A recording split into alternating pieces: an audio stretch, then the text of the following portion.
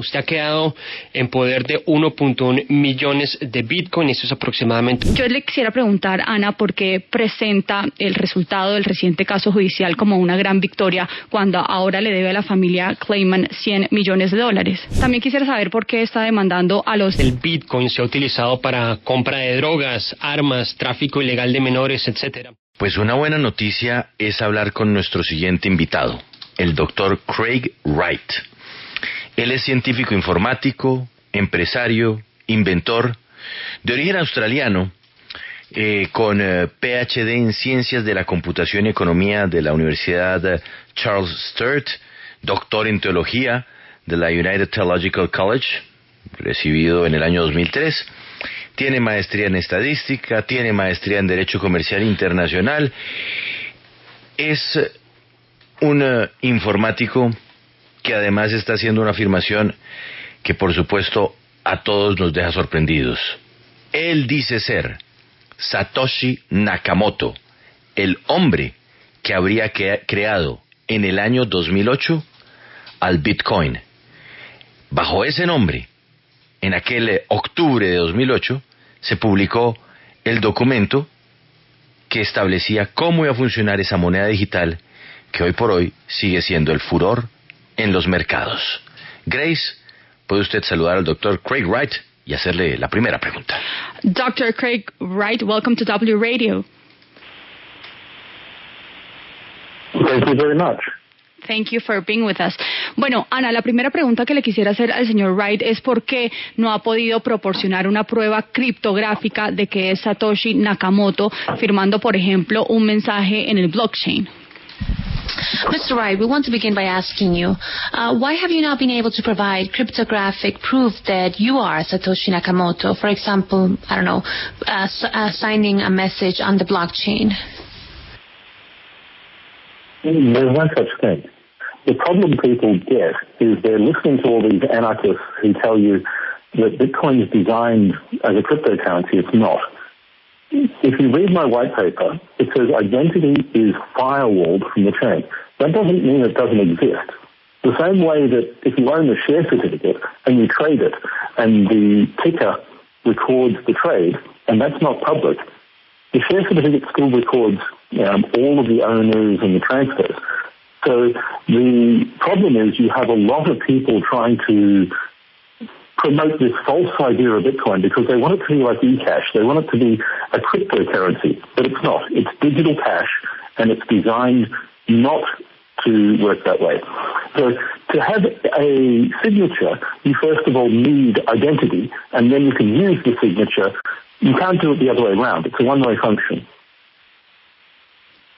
Bueno, nos dice que el Bitcoin está, por supuesto, diseñado como una criptomoneda, tiene una identidad del que lo compra encriptada. Eso quiere decir que no exista la persona detrás, sino que la transacción no es pública, es una transacción privada. Y nos dice que hay mucha gente tratando de promover que se haga de una manera distinta, pero es simplemente dinero digital diseñado para funcionar de esa manera, de una manera privada y no pública.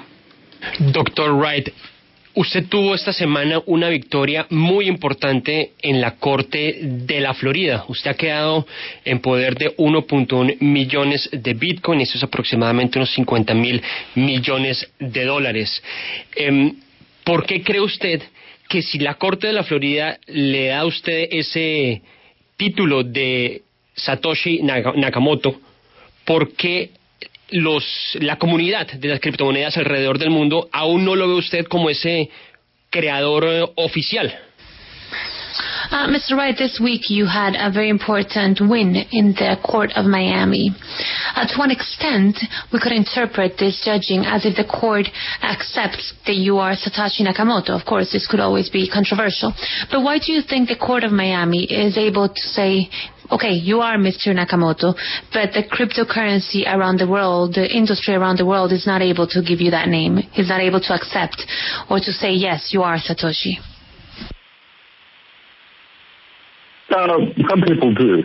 Now, the problem that people are addressing is, again, they want it to be anarchist. Bitcoin was never designed to be this system outside of law or outside of control. It doesn't act that way. Bitcoin is not censorship resistant the way that people say, where government can't interact and take money. It's about a digital cash system. It's not about a system that allows drug dealers and child pornographers to get away with transferring money illegally. That's completely wrong. Now, there is a lot of money in the drug industry that wants Bitcoin to be something different. It's not. Bitcoin is a public ledger. A blockchain is a public ledger that everyone can see. Now, where people sit there going, you need to sign, well, you don't. Identity is something that has been effectively proven for 2,000 years in courts, not with cryptographic keys. That's an argument like saying, if you steal my house key, you own my house. You don't. It's the wrong way around. Identity is something built into the person. Possession of a key is mere possession. They're not the same thing. And I don't care whether people like it. I didn't invent Bitcoin to be a cryptocurrency, and I'm not going to allow it to be.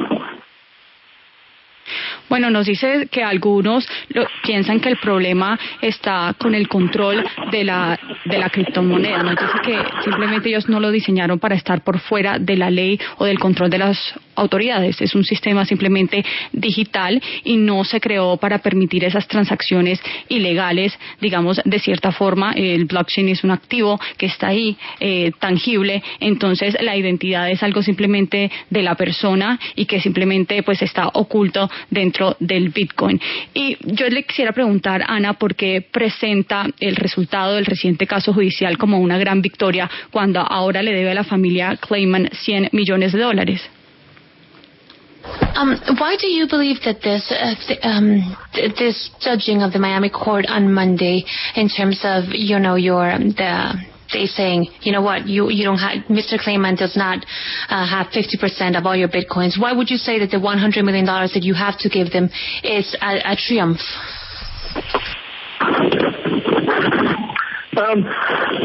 Well, it's not fully to them. W&K is partly owned by my ex-wife. It's partly owned by my current wife.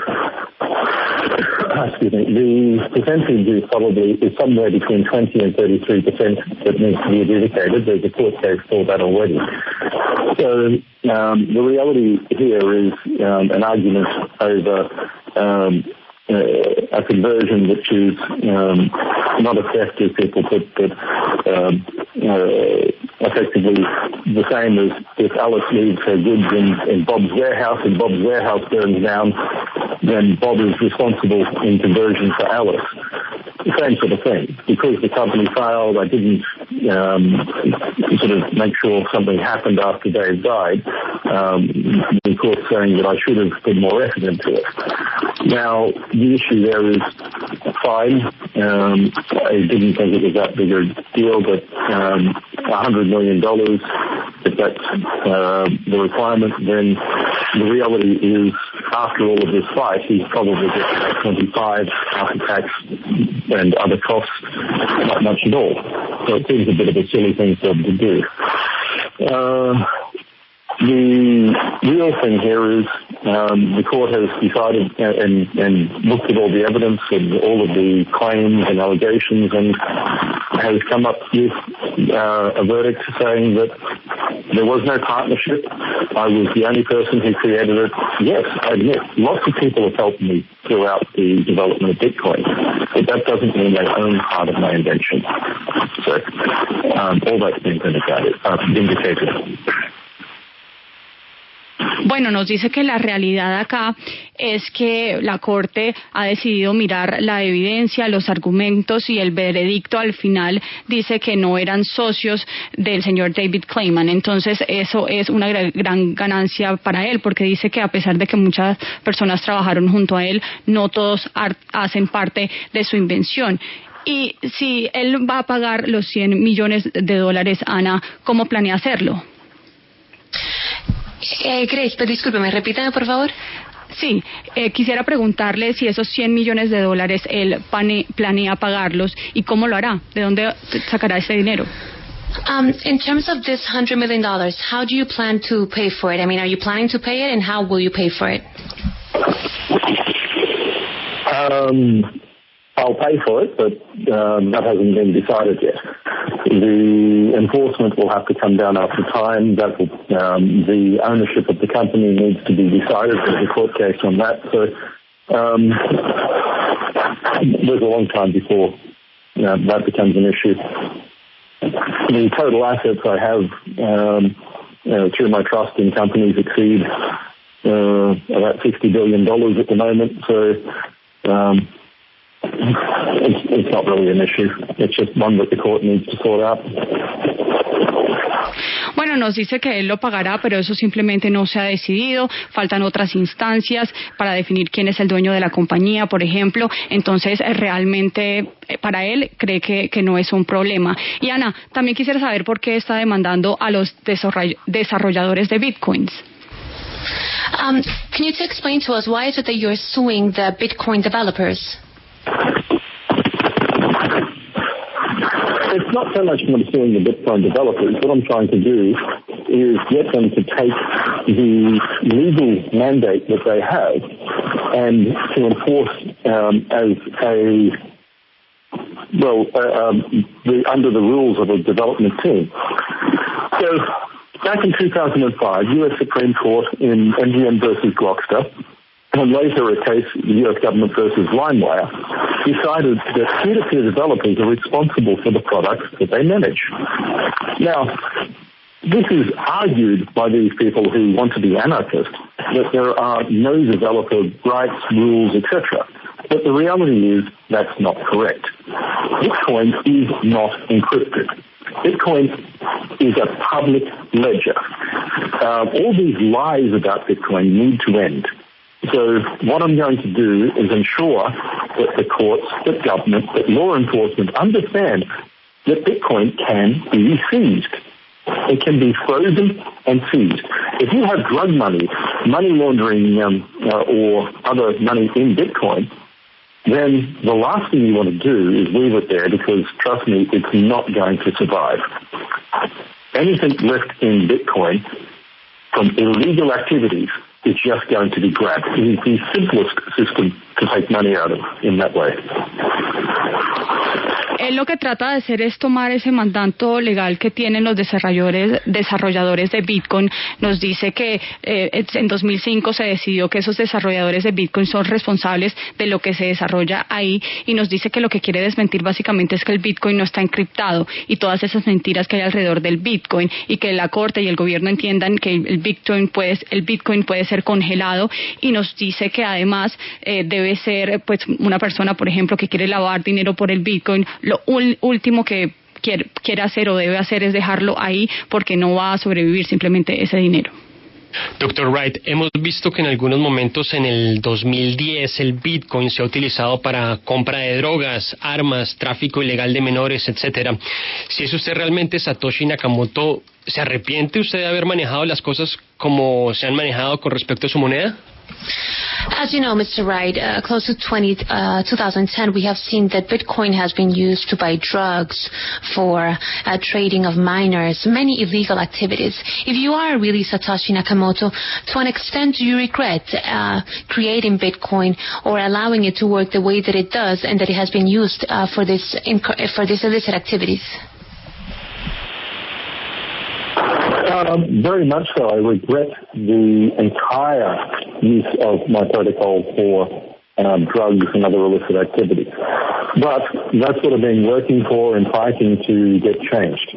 So in the next little while, and I say a little while, people are going to start realizing that it is not something that you want to have as a drug coin. In the next year, we're going to start seeing people's Bitcoin seized under court order. Not because they give up keys, it's just going to be removed from them. There'll be a court order. It will take all of the Bitcoin that can be traced, and Bitcoin's completely traceable. In the same way that the police trace money now, except there'll be no hiding, no inability to mix and get away with it. If you put it through mixers, everyone going through a mixer is complicit and will lose money. So it's taken some time to get to this point, but we're going to start seeing the reality of how this works, which is drug money is going to start disappearing. The the police will just take it. Él se arrepiente, obviamente, de cualquier uso ilegal que se le dé al Bitcoin. Nos dice que pues lo que va a pasar posteriormente es que las personas que están usando el Bitcoin con este propósito se van a dar cuenta que no es positivo, que no se debe usar con con dinero ilícito del narcotráfico, por ejemplo, porque eventualmente una corte se va a dar cuenta que todo ese dinero se le va a hacer seguimiento como simplemente se le hace el seguimiento al dinero actual y pues van a perder dinero. Entonces simplemente nos dice que eso en el futuro va a cambiar y se va a poder, digamos, hacerle seguimiento a ese dinero ilícito y esas personas que lo hagan van a perder el dinero. Ana, preguntémosle a nuestro invitado quién lo bautizó o de dónde sacó el nombre Satoshi Nakamoto. Tell us, where did you get the name of Satoshi Nakamoto? So Satoshi Nakamoto was an amalgam between a few different things. Partly because House and Morgan Satoshi, partly because of other silly things. But Tomogato Nakamoto was a early philosopher and economic writer in the Tokugawa period of Japan. Basically analogous to a Japanese concept of an Adam Smith. So that was fairly much the origins. Nos dice que Satoshi Nakamoto era un filósofo japonés, un experto económico, y de ahí sacó el nombre. Y quisiera preguntarle ahora a Ana qué piensa de la versión del Bitcoin que se llama Bitcoin SB. What is your opinion about the version of Bitcoin that is called Bitcoin SB?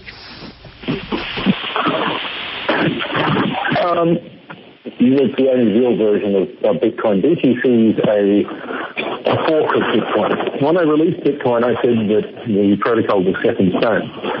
So people are going to start realizing what that means later this year. Taproot, for instance, uses one of my early patents. This is the problem with a lot of these anarchist developers. They think that they don't need to have law or that code is law. They neglect the writings of like law professor Timothy Wu, who demonstrated that code is law is a false premise. So we're going to find out later this year that BTC, this thing that they're creating like Bitcoin, isn't Bitcoin at all. Well, Mr. Dr. Craig Wright, thank you so much for your time in W Radio. It's been a pleasure talking to you today. You're welcome. Thank you very much. Bye bye. Bueno, simplemente nos dice que es una forma de Bitcoin. Él sacó, digamos, una versión de Bitcoin y cuando las personas se dieron cuenta de lo que era, empezaron a desarrollar algo distinto, pero nos dice que no es el Bitcoin como tal que desarrolló, simplemente es otra forma de moneda. Acompáñenos en el canal de YouTube @Julio Sánchez Cristo Oficial.